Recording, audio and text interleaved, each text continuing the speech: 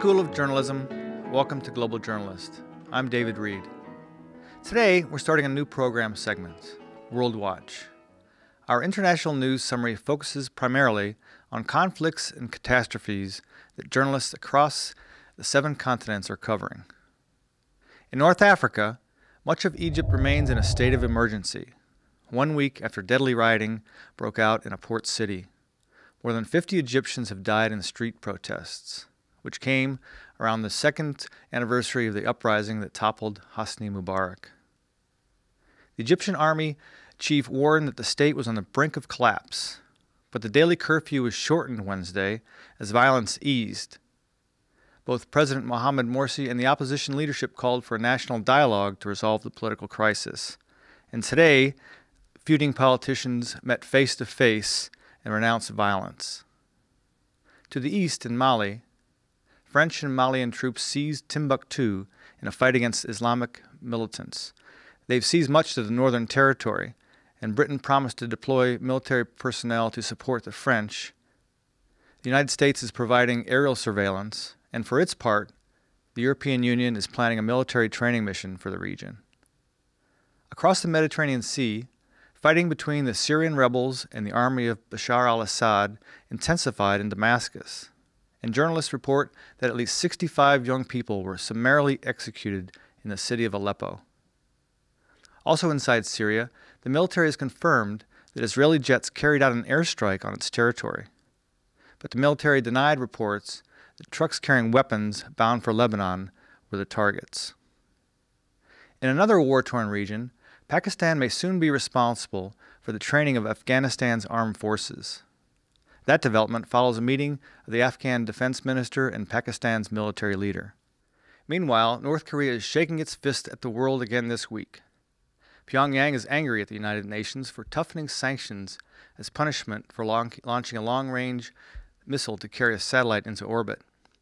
North Korea also threatened to attack South Korea if its neighbor goes along with the sanctions. The communist nation then vowed to test a nuclear device and fire more test missiles toward the United States. But at least we can now all get a good look inside the Hermit Kingdom.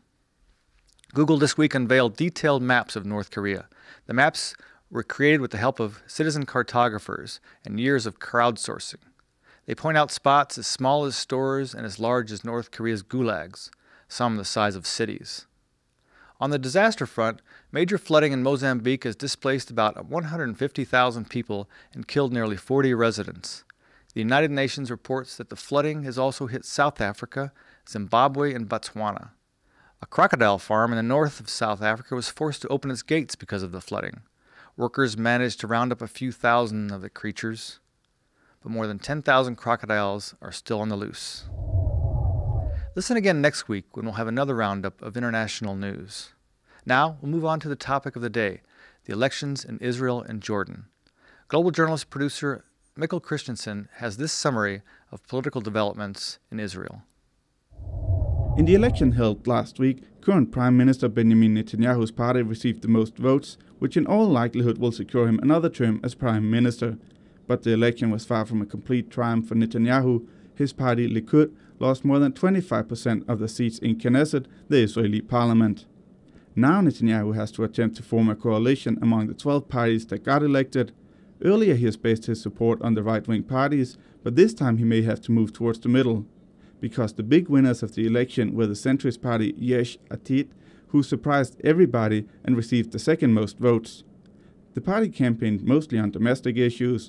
They're devoted to helping the middle class and wanting to stop the military draft exemptions for the ultra-Orthodox civilians. The election was unusual as surveys showed that Israeli voters did not consider security politics the most important topic in the campaign, and this might explain the success of the centrist parties. Israeli President Shimon Peres received the official election results Wednesday, and now will formally ask Netanyahu to form another cabinet. It's a process that usually takes weeks. Our first guest on Global Journalist will give us an insider's view of political developments in Israel. Glenys Sugarman is the executive secretary of Israel's Foreign Press Association, and she also worked for 25 years as a radio correspondent at a variety of stations in Africa. So, Glenys, from an outsider's perspective, the main issues in Israel seem to always relate to security, of war and peace. But that wasn't the case this time. So why did so many voters move toward parties such as the Yesh Atid? Well, I think the problem is a question of Israel's financial state for young people, for the upper middle class, the middle class, the working classes. They feel that they have been carrying a very heavy burden for very many years now. The Israeli governments, various coalition governments over the years, have given an increased share of the public pie, as it were, to the religious parties and religious sectors who actually contribute nothing to the economy. As far as security is concerned, Israelis know that that is item number one. It's untouchable, and every government will first take care of security and then everything else. But they're waiting for the everything else as well. Young people today want to live comfortable lives. They want to have housing.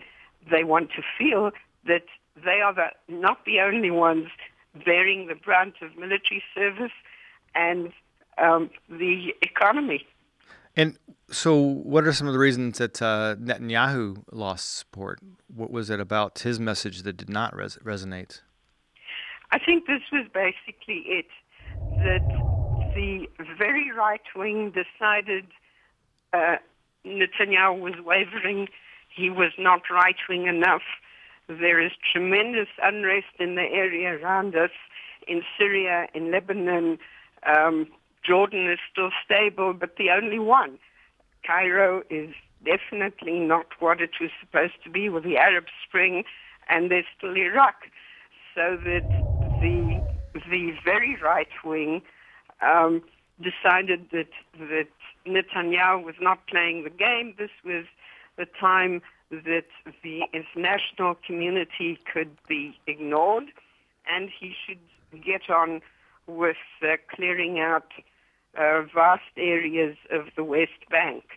The middle class, as it were, the working class people were pulled towards Yesh Atid. This is Yair Lapid, the former anchorman's party, because he has younger appeal.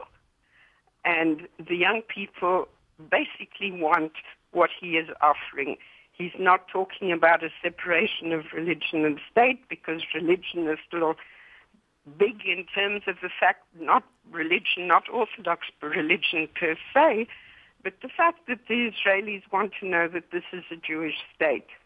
Yair Lapid also pushed the idea that the religious groups that are becoming a very, very large sector of the population have got to start doing military service like everybody else in the country.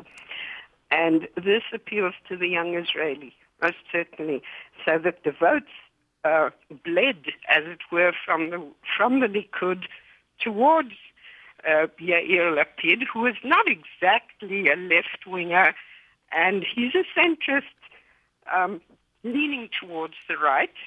And on the other side of it, the far more right, under the leadership of a gentleman by the name of Naftali Bennett. Right. He certainly called the shots in terms of the right wingers. Now, from our perspective, with our two-party politics, we would sometimes have a hard time understanding how diverse the politics there in Israel is. Can you give us just a real quick idea about how diverse the political spectrum is in Israel, and how more of those diverse populations get a seat in parliament? Well, the idea of this proportional representation system was started by the Zionist Congress 60 years ago, and what they wanted was to make sure that all of these various minority groups would have some sort of representation, including, by the way, 4 Arab parties who never quite make it into a coalition, but they still, the Arab population still prefers to vote for Arab Knesset members, for Arab members of parliament, and they certainly have an interesting variety. Right. Then there are 2 or 3 religious parties, again, separate because they don't really all agree with one another. Some are more orthodox than the others.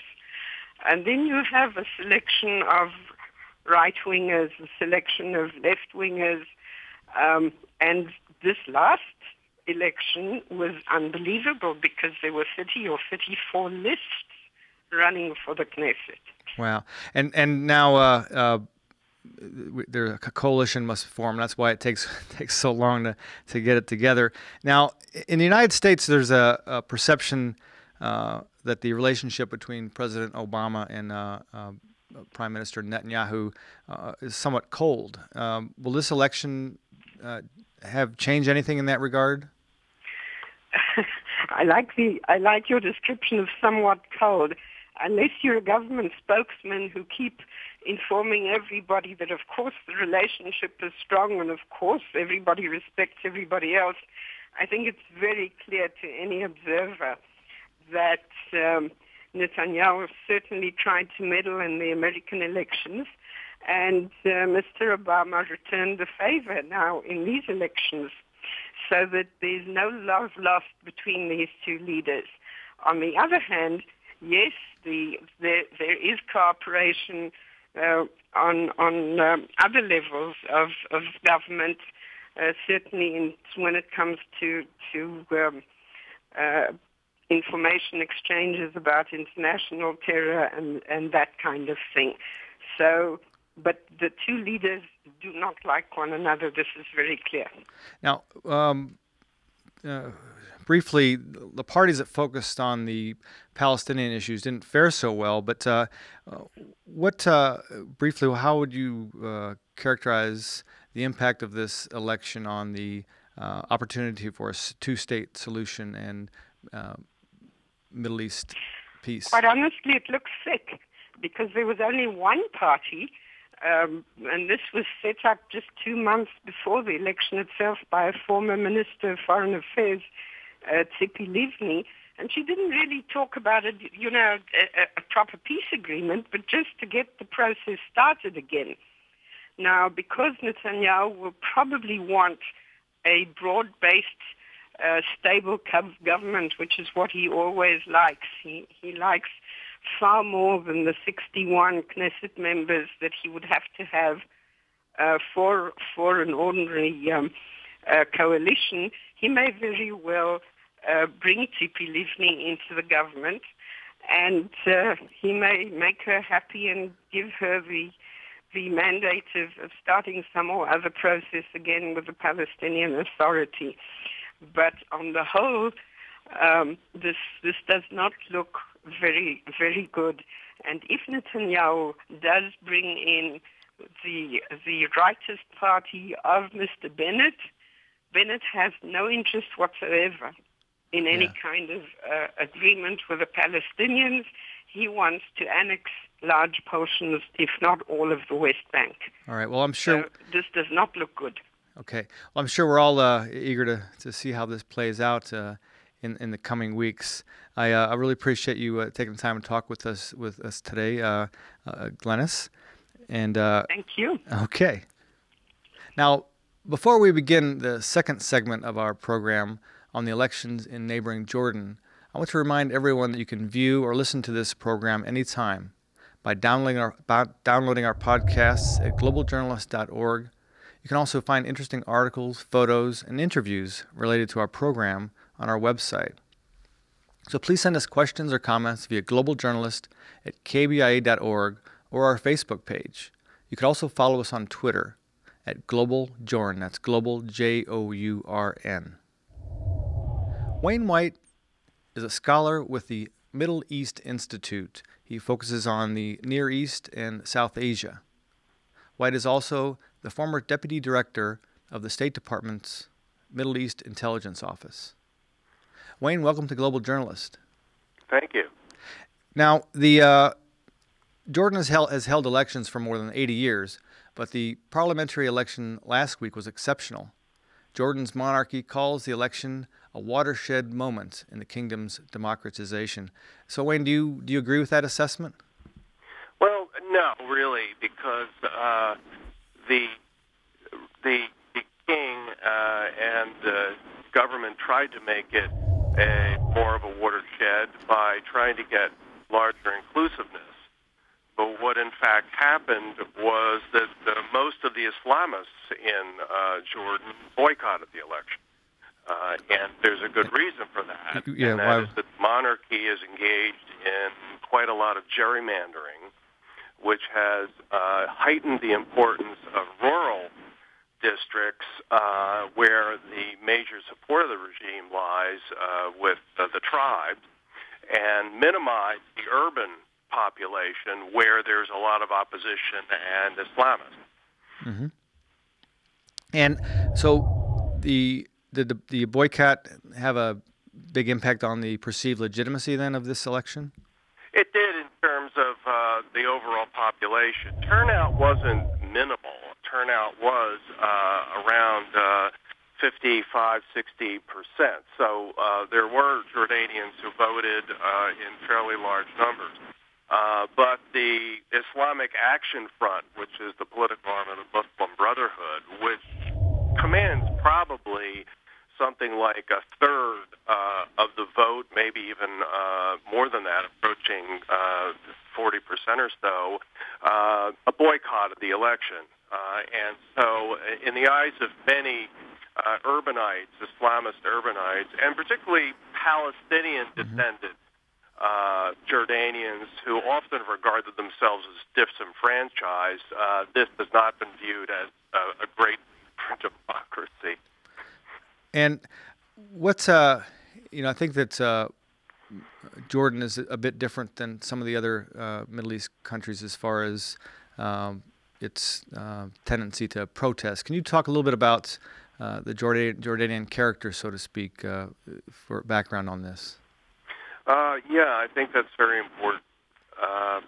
There are different populations in the Middle East with certain national characters, regional characters. I think some people who aren't familiar with the Middle East tend to look out over the Arab world and presume that it's pretty much the same country by country, and it isn't. And very much the old Tip O'Neill expression, all politics local, rules in the Middle East. And Jordanians traditionally are a relatively ordered population who are dismayed by many of the disorderly, disruptive, and violent events that surround them. And in places like Lebanon, the Iraq situation we had for almost a decade, and such as what is going on in Syria right now. Right. And so even though this gerrymandering problem goes back to the king's father, King Hussein, in the early 90s, with the same purpose of minimizing the Islamist quote-unquote threat, it hasn't produced massive riots or the kind of Arab Spring thing you've seen in other places. There were demonstrations, mind you, back in 2011 and even some in 2012, but not of the same nasty and determined character as some we've seen elsewhere in the Middle East. And the you met the former king. Can you tell us about that experience? Oh yes, he was a very modest and respectful person, and I think one thing that shows something about his character in trying to represent himself as an ordinary Jordanian was when he carried the proposal of his son, the current King Abdullah, to the family of the future Queen Rania by going over there himself, driving his own car, asking for her hand from her father in his living room, all alone, and giving the usual, gifts that accompany a proposal of engagement. And so, yeah, he does come off one-on-one as a man of rather few vices and somebody who a lot of Jordanians had respect for, even some who were opponents, and especially the government's main pillar, the tribes. Right. But there's been somewhat of a disconnection between Rania and the populace and from the Palestinians. Is that right? Well, not from the Palestinians because she is Palestinian, but you're right about the tribes. She has engaged in a rather glitzy international lifestyle and spent an immense amount on her 40th birthday, which was fairly recently. And literally a letter was presented to the king on the part of many of the tribes last year, in which they protested her behavior and particularly accused her publicly of corruption in using her influence to pass property and undo contracts, etc., to her own Yassin family, the Palestinian Yassin family. There's pushback not only because of her the kind of lifestyle she adopted, but also because she's Palestinian. Pure and simple, and the tribes, in many cases, were uncomfortable with that decision to start with. And the country's going through a period of austerity. How is that going? Well, actually, the country is always in a state of austerity, it seems, because Jordan has fewer resources, and it simply can't function like some other states in the region, like Saudi Arabia or Libya, Algeria, countries with hydrocarbon wealth. And so Jordan lives on a lot of foreign aid. And fortunately, it has gotten plenty of international support because it's viewed as a bastion of stability by particularly countries in the West and other modern Arab countries who have the means. And so Jordan is going through a difficult period, but it is not as difficult as it is in some other countries. And the variation from poverty to wealth in Jordan is not as wide as it is in some places like Egypt or Algeria. And so that isn't quite as much a problem. In fact, the king has undertaken a lot of new measures to stimulate the economy through modernizing the economy and liberalizing it and opening it to foreign trade, transparency. And so actually Jordan, as a country, has experienced one of the highest rates of growth in the Middle East over the last 5 or 6 years. I wanted to finally talk about the how Jordan might be affected by the civil war in Syria. The UN High Commission on Refugees says that between 40,000 and 50,000 refugees have fled Syria into Jordan and other areas just this past month. What are the long-term consequences of this, and does it have the potential to be a national crisis? It could be a potentially national crisis. One problem that, of course, Jordan has is it cannot lavish a lot of spending on these people. In other words, even though she's had a good growth rate, the rise in oil prices and some strains in our economy caused the king to reduce fuel subsidies, which caused a spike in fuel prices, caused some riots and demonstrations just late last year. And what might be coming are electricity subsidies going down because of a rise price in that. And so part of that results from instability in Egypt, where natural gas deliveries and whatnot have been erratic. But anyway, so Jordan is not in a position like some other countries of providing as much aid for refugees. So it's terribly dependent on international aid. It hasn't been getting enough. And as you pointed out, the last month has been a real crusher, with the last week having seen over 20,000 refugees coming in. Well, it's quite a change in the landscape there. I'll be interested in seeing how things play out in the coming months. But we've come to the end of this week's edition of Global Journalist. Joining us today were Wayne White with the Middle East Institute and Glenys Sugarman from Israel's Foreign Press Association. Our program is produced by the Reynolds Journalism Institute and the Missouri School of Journalism.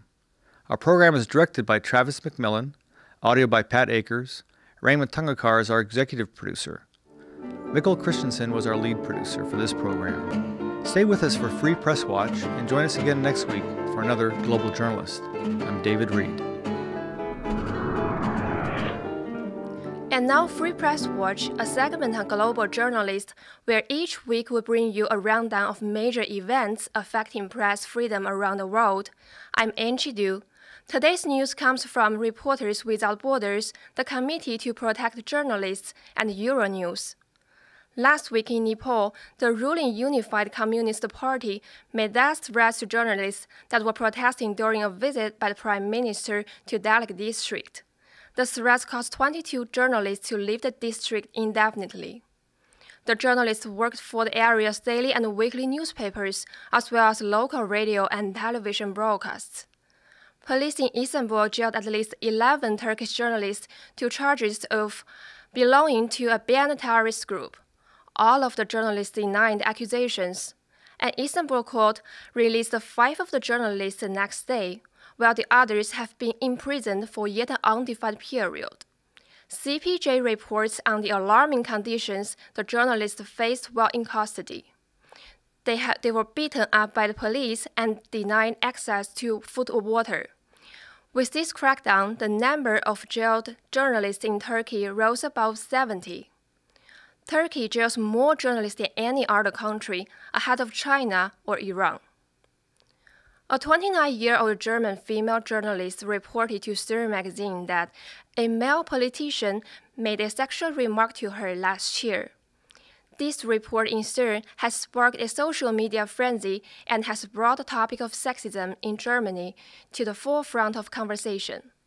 Many people wrote blogs that German male politicians are too sexually forward towards female journalists. For more information on these and other events affecting press freedom around the world, please visit our website at globaljournalist.org. Thank you for joining us this week on Global Journalist. I'm Angie Du. See you next week.